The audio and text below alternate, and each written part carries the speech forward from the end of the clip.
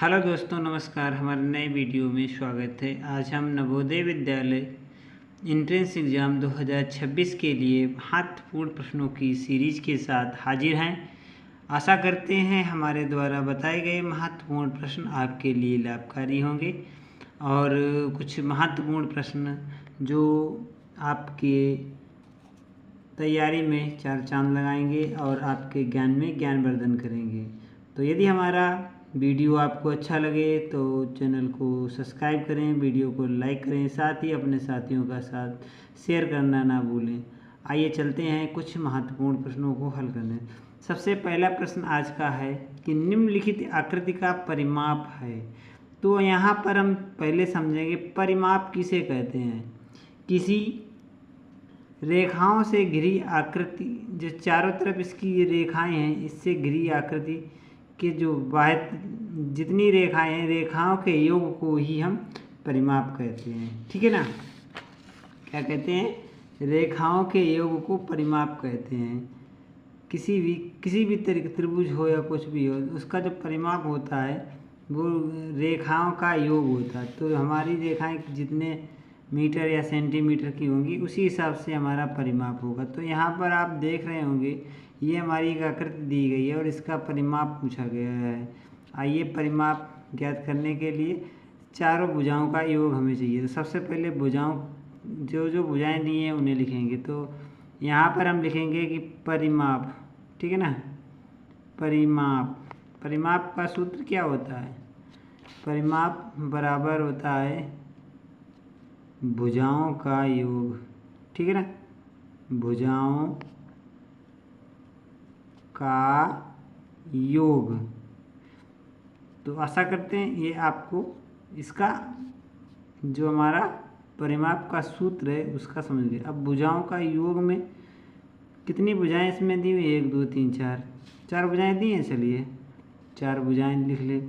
सबसे पहले 35 सेंटीमीटर की एक भुजा, फिर एक भुजा 23 सेंटीमीटर की है, फिर एक भुजा 35 सेंटीमीटर की है और एक भुजा 40 सेंटीमीटर की। तो इन भुजाओं का हमें योग चाहिए। तो योग इसका निकालने के लिए शानदार तरीके से जोड़ेंगे और सेंटीमीटर में इसका मान निकल के आ जाएगा। तो यहाँ पर 5 है, 3 8, 8 5 13, 13 की होगी 3, हंसी लगाओगे 1, 5 3 8, 8 2 10 और 3 13। इसमें यहाँ पे आया 130 सेंटीमीटर, क्योंकि सारे जो हमारी दी गई भुजाएं हैं वो सेंटीमीटर में दी गई है। तो हमारा 133 सेंटीमीटर है, जो कि हमारा ए ऑप्शन बिल्कुल सही है। तो हमें क्या करना है, अपनी OMR आंसर शीट में ए वाले वृत्त को पूर्ण रूप से काला करना है। चलिए आशा करते हैं ये प्रश्न आपको समझ में आ गया होगा। इसी आशा के साथ अगला महत्वपूर्ण प्रश्न जो हमारा दिया है उसे हम हल करने का प्रयास करेंगे। 306 और 7वां लिखा है। 306 और 7 शतांश को दशमलव रूप में लिखिए। देखो यहाँ पर शतांश पूछा गया है। तो क्या होता है शतांश? देखो यहाँ पे आपको समझना होगा कि दशांश, एकांश, देखो ये जो हमारे दशमलव के बाद होते हैं तो एक होता है दशांक, ठीक है ना, दूसरा होता है शतांक, इसके बाद इसे कहेंगे 10 100 1000। तो इस प्रकार से हमारा इसके चलता है। तो ये हमारा पूछ रहा है 306 और 7 अंश को दशमलव रूप में लिखते हैं। क्या लिखते हैं? तो शतांश क्या हुआ? 306 है, वो 306 कैसे लिखा जाएगा? 306 यहाँ पे लिखा है, 306 यहाँ पे लिखा है, 306 है। तो 306.007 और यहाँ पे 306.07, 306.7। अब 7 अंश 100वां भाग पूछ रहा है, ठीक है ना। 100वां शतक है ना, शतांश। तो 100वां हमारा देखो 10वां ये हो गया, 100वां। तो इसके लिए ऑप्शन हमारा बी ऑप्शन सही होगा। तो इस प्रकार से पहले को कहते हैं दशांक, फिर होता है शतांश, क्योंकि सत होता है 100, तो हमारा बी ऑप्शन इसके लिए बिल्कुल सही होगा। आइए अगले महत्वपूर्ण प्रश्न को समझते हैं और हल करने का प्रयास करते हैं। तो क्या कह रहा है, उस वर्ग का क्षेत्रफल कितना है जिसका परिमाप 48 मीटर है। देखो कह रहा है कि उस वर्ग का क्षेत्रफल कितना है जिसका परिमाप 48 मीटर है। तो वर्ग का क्षेत्रफल, सबसे पहले इस सवाल में जो दिया है वो लिखेंगे कि वर्ग का क्षेत्रफल दिया है, ठीक है। वर्ग का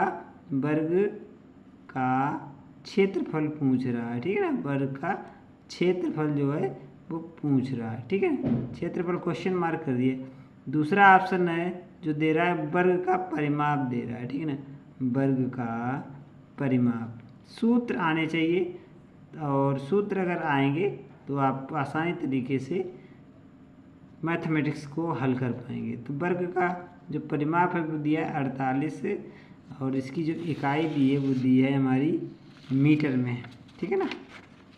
इकाई बहुत ज़रूरी है क्योंकि इकाई के हिसाब से ही हमारा सवाल लगेगा। तो इकाई को बहुत ध्यान में दीजिए, जिस तरीके की इकाई दी है उस तरीके से हमें लिखना है। तो अब हमारा जो वर्ग का परिमाप दिया है, अब हमें ज्ञात होना चाहिए वर्ग के परिमाप का सूत्र। वर्ग के परिमाप का सूत्र होता है 4 गुणे भुजा, ठीक है, 4 गुणे भुजा, ठीक है ना।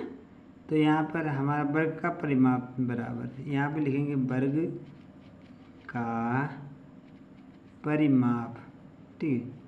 ये लिखना बहुत ज़रूरी है जिससे कि आप लोगों को अच्छी तरीके से समझ में आ जाए। तो ये हमारा एक तरीके का सूत्र होता है, वर्ग के परिमाप का सूत्र होता है। अब सूत्र में रख देंगे मान, तो वर्ग का परिमाप यहाँ पे दिया है 48 मीटर, तो यहाँ पे 48 लिख लो। इसके बाद 4 और भुजा गुणा भुजा। अब क्या करेंगे, भुजा बराबर कितनी आएगी, भुजा का मान कितना आएगा, तो यहाँ पे लिखेंगे भुजा इक्वल टू 48/4। तो यहाँ से 4 1 4 4 दूनी 8, कितना आया 12 आया। हाँ 12 चौक 48। जब भुजा 12 आ गई, अब हमें भुजा हमारी 12 आ गई। अब भुजा का वो जो हमारा वर्ग का क्षेत्रफल है उसका सूत्र आना चाहिए, क्या, वर्ग का क्षेत्रफल तो होता है कि भुजा स्क्वायर। तो भुजा हमारी यही 12 का स्क्वायर कर दो, तो 12 में इंटू 12 तो होगा 144 मीटर स्क्वायर। इकाई का बहुत ध्यान देना है। तो हमारा कौन सा ऑप्शन सही है वो हम आपको अब बताएंगे।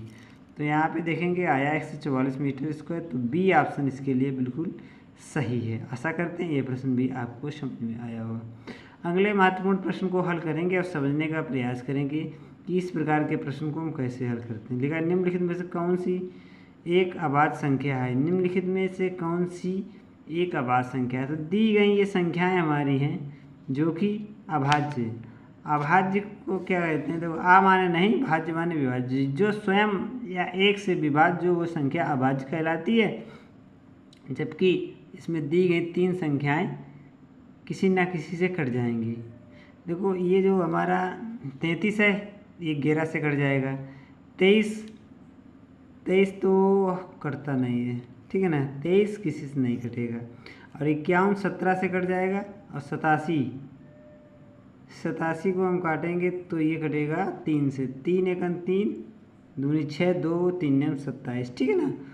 23 एक ऐसी संख्या है जो कि अभाज्य है, जो एक या स्वयं से ही कटेगी। तो इसके लिए हमारा ए ऑप्शन बिल्कुल सही है।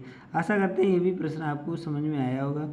हम आपको भाज्य अभाज्य तो ये सारी संख्याएं हम बता चुके हैं, हमारे वीडियो में जाके आप देख सकते हैं कौन सी हमारी भाज्य और कौन सी अभाज्य संख्याएं हैं। तो ये हमारी अभाज्य संख्या जो है 23 है, ए ऑप्शन इसके लिए बहुत सही है। हमारे आंसर शीट को अच्छी तरीके से भरेंगे और जानेंगे कि किस प्रकार से वो हमारा आंसर शीट भर सकते हैं, वो भी वीडियो हमने डाल के रखा है, आप वहाँ से जाके वीडियो को देख सकते हैं।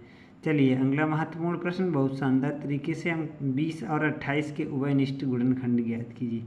उभयनिष्ठ गुणनखंड वो गुणनखंड होते हैं जो दोनों संख्याओं में पाए जाते हैं, ठीक है। तो उभयनिष्ठ संख्याओं के गुणनखंड ज्ञात करने के लिए हमें क्या करना है, दोनों संख्याओं के परस्पर गुणनखंड करेंगे, और जो इसमें दोनों में गुणनखंड होंगे उन गुणनखंड को हम उभयनिष्ठ गुणनखंड कहते हैं, ठीक है ना। तो चलिए 20 के गुणनखंड करेंगे और 28 के गुणनखंड करेंगे, ठीक है। तो पहले 20 के कर लेते हैं, 2 से काटेंगे तो वो आएगा 10, फिर 2 से काटेंगे 5, फिर आएगा 5, ठीक। इसी प्रकार से इसको काटेंगे, 2 से काटेंगे तो 2 एक 2 14, और यहाँ पे आएगा 2, फिर आएगा 7, और यहाँ पर आएगा 7 एक 7। तो यहाँ पे आप देख रहे होंगे कि 2 इंटू 2 जो हैं, 2 देखो उभयनिष्ठ मतलब जो इसमें है और इसमें हो, तो 2 इंटू 2 दोनों में है। तो जो इसका उभयनिष्ठ गुणनखंड है वो है 2 इंटू 2, जो कि ऑप्शन नंबर ए बिल्कुल सही है। वो हमारे आंसर शीट में ए वाले ऑप्शन को पूर्ण रूप से अप्लाई करेंगे। आशा करते हैं ये प्रश्न भी आपको समझ में आया। हमारे द्वारा बताए गए महत्वपूर्ण प्रश्नों की सीरीज आपको यदि अच्छी लगी है तो हमारे वीडियो को लाइक करें, और वीडियो को लाइक करें, चैनल को सब्सक्राइब भी करें। मिलते हैं इसी प्रकार के महत्वपूर्ण वीडियो के साथ। तब तक जो भी साथी हमारे साथ बने हैं तो अपने प्यार को बनाए रखें और हमारे साथ जुड़े रहें, नवोदय की तैयारी को लगातार आगे बढ़ाते रहें। मिलते हैं एक और इसी प्रकार के महत्वपूर्ण वीडियो के साथ। तब तक के लिए मैं आपका साथी सोहनलाल लेता हूँ आज्ञा। जय हिंद, जय भारत।